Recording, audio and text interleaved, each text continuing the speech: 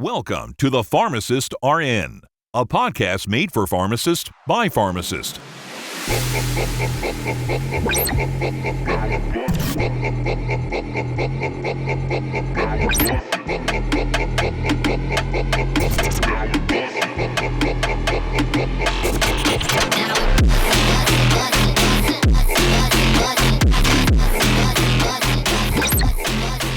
Pull up a seat and let's get started.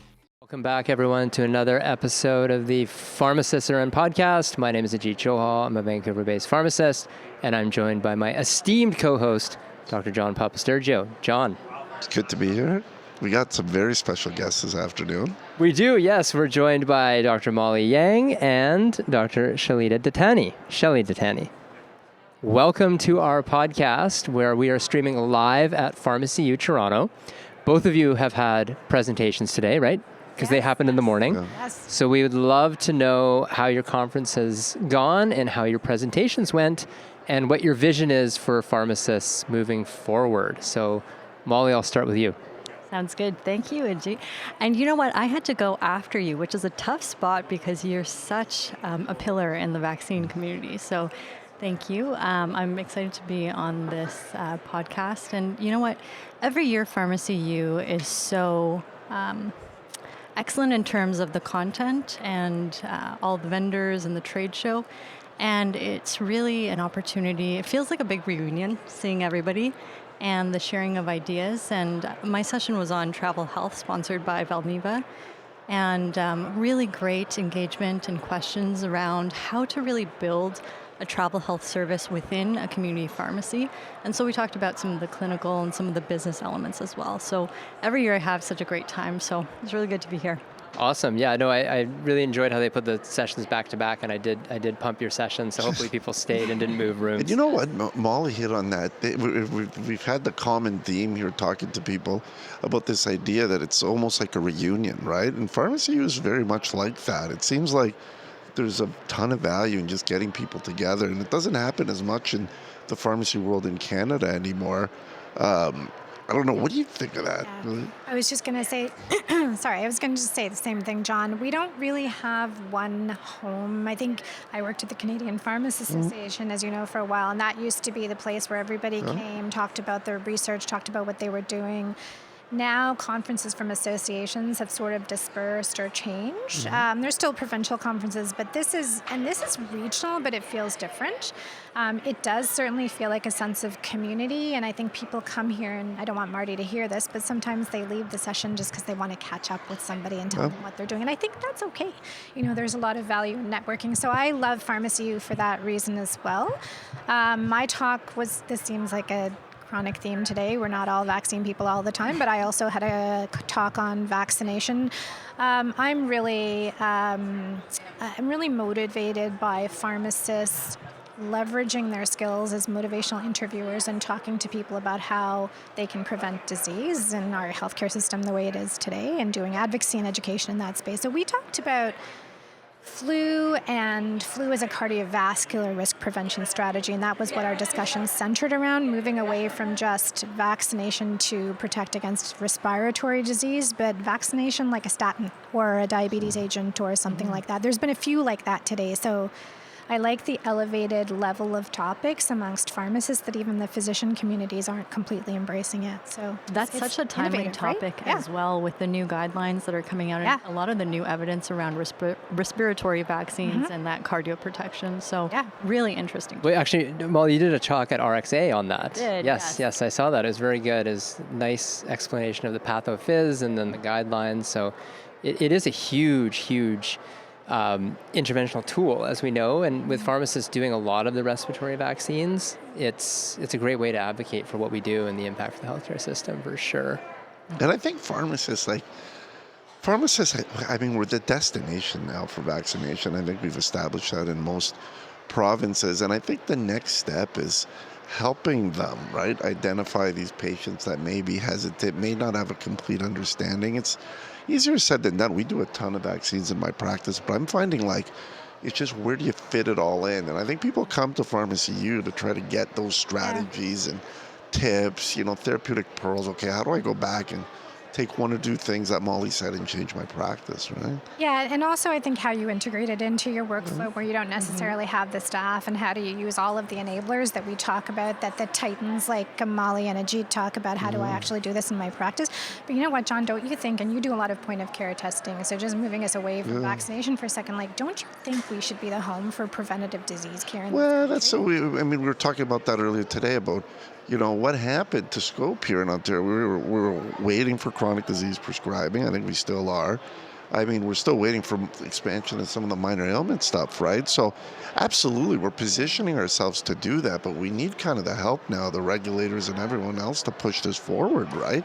Well, the regulators, I think we all need to push it forward, and we need to be, I say this a lot. I'm writing a column right now. I'm just going to do a plug for CPJ because we're writing about advocacy a little bit and talking about getting out of our echo chamber. Molly and I have talked about that. Like, we need to get out there and have our patients and the people that we care for talk about our value, because like, take hypertension. Like, we were number one in the world in terms of control of our hypertension rates. We've fallen tremendously. That's another public health issue, just like vaccination. I didn't know that. Did you know that? I did not. No. So we were number one. And We were number one. We had a legacy. If you talk to our friend Ross Yuki, he'll tell you about this. So I'm out there now helping, and I'm affiliated with Hypertension Canada. I'm on the board. But like, I think pharmacists have a tremendous role in just doing things like managing uncomplicated hypertension. John, we can do that in Ontario, right? Oh, yeah, Because we of can course, actually yeah. adapt a prescription. There's nothing to say we can do that. We're not funded for it.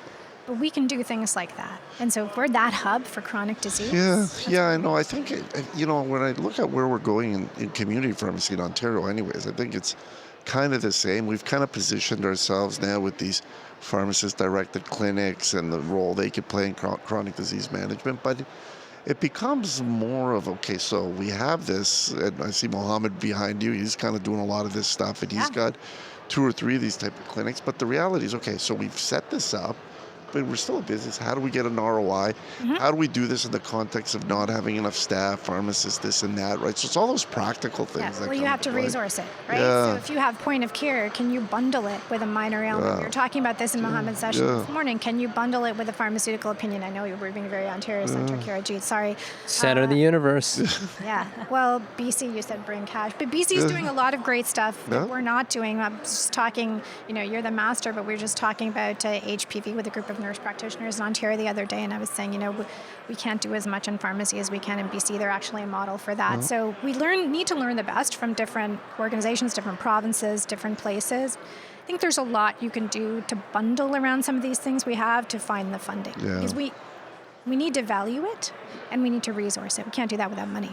Yeah, no, absolutely. I mean, it always comes down to that, I think. But, Molly, you're probably one of the younger speakers here at the conference, I would think, Wait, you know what I've noticed a shift now with kind of the newer pharmacy grads. They're coming out. There was this passion that historically existed with the grads. I find it's fizzled a little bit. I don't know if it's my imagination, but I see them at the universities a lot. It's like something's changed, and I don't know if it was post-pandemic or whatever, but there was a time they would come out, and I was looking towards the newer grads to kind of push the scope forward, push the change. Is it my imagination, or is this happening a little bit? I don't know. You know what? That's such an interesting observation, John, and it's something that I did observe maybe, a couple years ago post-pandemic, where I found a lot of the students that I was getting at Wholehealth at our head office, a lot of those students didn't want to go into community practice, didn't want to go into hospital. And perhaps it was an outcome of feeling the burnout and the stress through the pandemic, and where pharmacy was and how relied on pharmacy was at the time without the right level of supports or the right remuneration, as we talked about. However, I think a silver lining here, and I was pleasantly surprised when recently we were at the OPSIS conference in Niagara, and the fact that we had asked the pharmacy students there, raise your hand up if you have ever thought about owning a community pharmacy, or if you plan to. And a large portion of them actually raise their hands up now. So maybe the pendulum is swinging back. Hopefully. You know where I noticed it? So in my pharmacies, and I've heard this from a lot of the shoppers associates, is we have like a clinical shift and a dispensing shift. it's easier for me to fill the dispensing shifts than the clinical shifts, right? And intuitively, I think it would be the opposite, right? New grads would just take them and want to, talk to patients. I mean, I think I would have liked that when I came out initially, but there's challenges with that. The public's become a little bit more of a challenge and everything else, especially in the downtown core where I am. But it's something I'm observing, right? And we talk about it at the university even. Well, there's a bit of a paradigm shift, I think, even for new grads, just doing completely clinical. But certainly I embrace the two workflows, and we know that in Nova Scotia, that's what they studied, right? Yeah. Like, you can't do everything for every patient at the same time. We have to keep them safe. So I really like that idea, and more pharmacies I'm seeing doing that and having two separate workflows. We have a few small stores in Ottawa doing the same thing.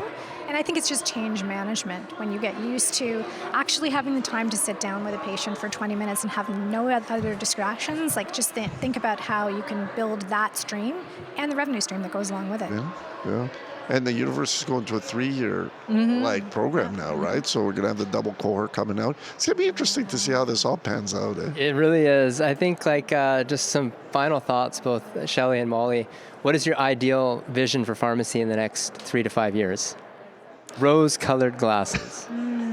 Well, I personally, and I think this is my personal passion now, is that, like I said before, I think that minor ailments is great. We've had some more expansion here in Ontario recently. I believe that pharmacists can make the biggest impact in chronic comorbid disease management and health prevention. I think there's a need. I think there's a gap to fill. All of the things that we've talked about, like whether it's hypertension, mental health, vaccination, managing lipids and glucose. You can do all of that for a patient. You can keep them out of an emergency department. And I think these mid-level providers, like pharmacists, like NPs and others, if we can truly practice, not just to our full scope, but be valued for that, that's my vision. And I think that's achievable in 3 to 5 easily, but we have to really rally together and talk about where we need to do the work. That's fantastic. Shelley, I 100% agree. I think where a lot of focus is going, especially in the pharmacy area, is on this chronic disease management, because we have such an opportunity. We see all these patients all the time.